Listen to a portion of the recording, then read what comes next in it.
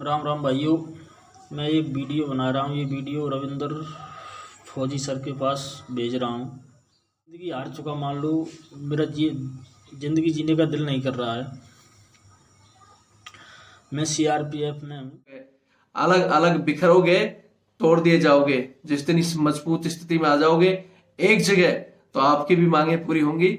वरना इनकी पेंशन बंद के साथ साथ हमारा एक जो सीडीएस विपिन रावत जी बैठा है, अपने रैंक की चमचागिरी में, अपने पर्सनल बेनिफिट में वो फौज की पेंशन बंद करने की तैयारी भी कर रहा है।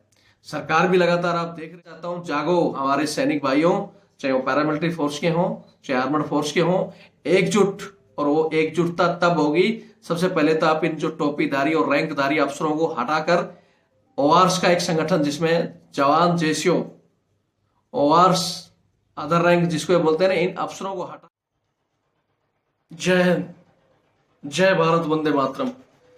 मैं रविंद्र फौजी, आज आपको मैं एक वीडियो दिखाता हूं और मैं चाहता हूं कि उस वीडियो को आप ज्यादा से ज्यादा शेयर करें ताकि हमारे देश की बाकी जनता की आंखें खुले कि आखिर हमारे फौजी जवानों के साथ क्या हो रहा है।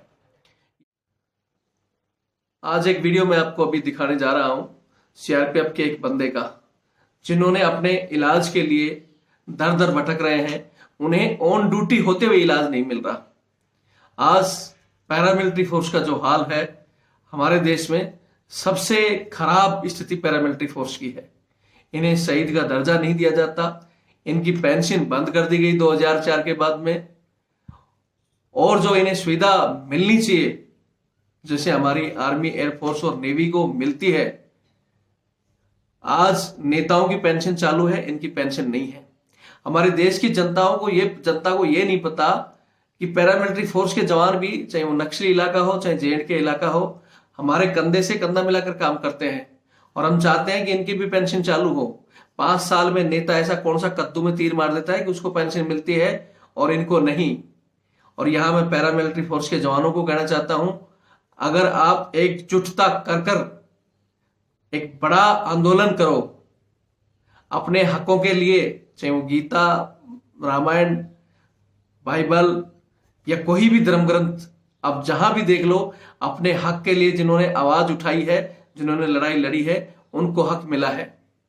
नहीं तो ये आज के इस देश में पहले ही अंग्रेज चले गए, लेकिन यहां अंग्रेजों के काले कानून चल रहे हैं और उसी का फायदा ये चाहे तो हमारे अफसर और चाहे हमारे नेता उठा रहे हैं और आम पब्लिक को भी दबा रहे हैं और फोर्स के मेंबरों को भी। क्योंकि चाहे तो सहायक प्रथा हो, सहायक प्रथा से तो सारा ही आर्मी, हमारी जो आर्मी के जवान हैं वो भी परेशान हैं और पैरामिलिट्री फोर्स के जवान भी परेशान हैं। उसके अलावा पैरामिलिट्री फोर्स के जवानों की तो और भी ज्यादा हालत खराब है। अगर आप चाहते हो कि ये आपकी हालत सुधरे तो आपको एक बड़ा संघर्ष करना पड़ेगा।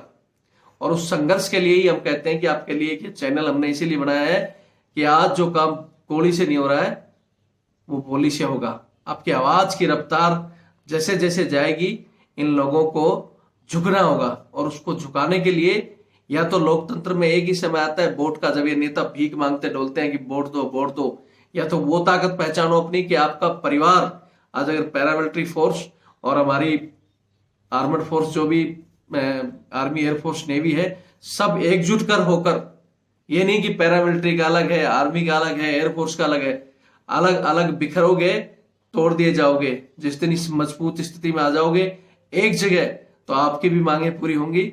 वरना इनकी पेंशन बंद के साथ साथ हमारा एक जो सीडीएस विपिन रावत जी बैठा है, अपने रैंक की चमचागिरी में, अपने पर्सनल बेनिफिट में, वो फौज की पेंशन बंद करने की तैयारी भी कर रहा है। सरकार भी लगातार, आप देख रहे हो कि कोशिश कर रही है कि जवानों की पेंशन बंद कर दी जाए। नया नया दे रहा है कि आर्थिक संकट से देश गुजर रहा है, फलाना गुजर रहा है, तो सबसे पहले नेता क्यों नहीं बंद करते? कितना हमारा देश का बजट इनकी तिजोरियों में आज पड़ा है, खोलकर देखोगे नेता और अफसर दबाकर बैठे। 50% बजट, देश में पैसों की कमी नहीं है, लेकिन खाने वालों की गिनती ज्यादा है। इसलिए मैं कहना चाहता हूं, जागो हमारे सैनिक भाइयों, चाहे वो पैरामिलिट्री फोर्स के हों चाहे आर्मड फोर्स के हों, एकजुट। और वो एकजुटता तब होगी, सबसे पहले तो आप इन जो टोपीधारी और रैंकधारी अफसरों को हटाकर ओआरस का एक संगठन जिसमें जवान जेसीओ, ओआरस, अदर रैंक जिसको बोलते हैं ना, इन अफसरों को हटाकर आप अलग से एक गुट अपना बनाओगे, एक अलग दल, अलग संगठन बनाओगे तो आपकी जीत होगी, वरना ये आपके कंधे पर फायर करते हैं और अपना बेनिफिट लेकर निकल जाते हैं, फिर आपको दबा देते हैं। इसके लिए तैयार रहो। इसलिए बार बार कहता हूं इस चैनल से जुड़ो। ये बार बार मैं आज भी सबसे पहले फिर मेरा ये अकाउंट नंबर, फोन नंबर 8290354513 8290354513, ये मेरा फोन पे, गूगल पे, पेटीएम सभी से जुड़ा हुआ है। और ये ऊपर मेरा अकाउंट नंबर 612-642-33-600 रविंदर सिंह के नाम से। हम बार बार, हमारा ये देने का मकसद यही है कि हम ज्यादा से ज्यादा पहले इस चैनल को जोड़ें। आज मेरी मेहनत और कुछ लोगों की मेहनत से हमने इसको 5,23,000 पहुंचाया है। अब अगर सब थोड़ी थोड़ी भी मेहनत करोगे, जितनी हमें मेहनत लगा, जितने हमें समय लगा है, बोलते ना कोई चीज पहले जब बढ़ती है 1 से 2, 2 से 4, 4 से 16, उस तरह आज 5,21,000 पहुंच चुका है। अगर आपकी थोड़ी सी मेहनत चुटकियों में इसको 50 लाख से ऊपर पहुंचा सकती है।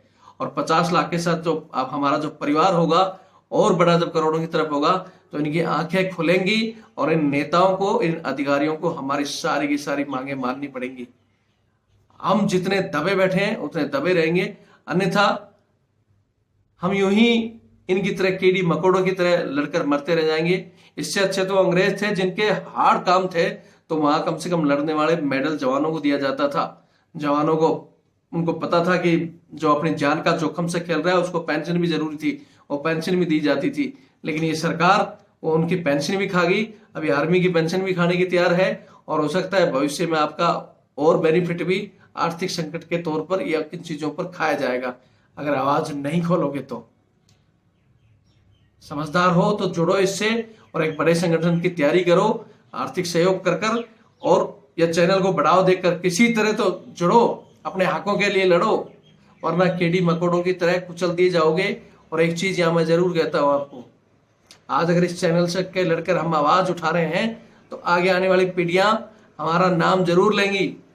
नहीं तो वही जानवर की तरह सिर्फ आए, अपना और अपने बच्चों का ख्याल रखा और इस दुनिया से चले गए, उसको कोई याद नहीं रखता है। जानवर मत बनो, इंसान बनो। पहले अपने साथ दूसरे का भला करना सीखो, तब जाकर ये देश चलेगा। हम मजबूत होंगे तो हमारा भाई मजबूत होगा। लेकिन हम लोग इतने सेल्फिश हो चुके हैं, जब भी सिर्फ अपनी जरूरत पड़ती है तो सर मेरा ये है, मेरा वो है। इसलिए मेरा मेरा नहीं, हमारा करना सीखो। जब आप लोग ये करोगे ना, हमारा, हम सबका भला होगा, तभी हम इनसे टकरा सकते हैं। वरना लड़ते हम हैं, मेडल ये लेते हैं, बेनिफिट ये लेते हैं और फिर हमें लात मारकर भगा दिया जाता है। मैं ज्यादा कुछ नहीं कहूंगा, इस भाई का वीडियो देखें और ज्यादा से ज्यादा शेयर करें। जय हिंद, जय भारत, वंदे मातरम। मैं अपनी बीमारी के बारे में बताना चाहता हूँ। मैं कम से कम, मेरे को 5-6 साल हो गया बीमार हुए। तो मैं कई डॉक्टरों के पास चक्कर लगा लिया और फौज के अफसर क्या करें, उनको तो बस रेफ़र करना है, भाई रेफ़र चले जाओ, वहाँ तो डॉक्टरों के हाथ में है अपने फौज के हॉस्पिटल में। तो मेरा कंटिन्यू इलाज कहीं नहीं चल पाया जिससे डॉक्टर को पता चले किस चीज़ का इन्फेक्शन है। बस डॉक्टर इन्फेक्शन बताते हैं कि आपकी आंतों में इन्फेक्शन है। और मैं पैसा लगा लगा के भी परेशान हो गया। मैं ज़िंदगी हार चुका, मान लो। मेरा ज़िंदगी जीने का दिल नहीं कर रहा है।